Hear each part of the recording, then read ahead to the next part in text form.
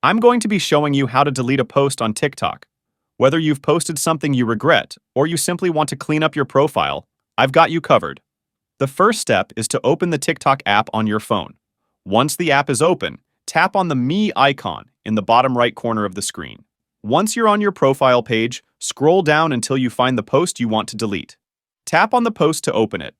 Once the post is open, tap on the three dots in the bottom right corner of the screen. A menu will appear. From the menu, select Delete.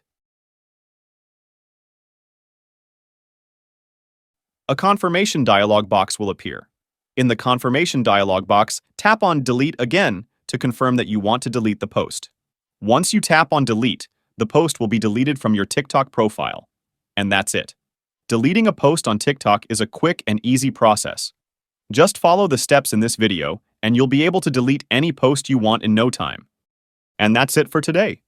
If you found this video helpful, please consider leaving a like and subscribe to my channel for more tech tips and tricks. As always, if you have any questions or requests for future videos, drop them in the comments below. Thanks for watching, and I'll catch you in the next one.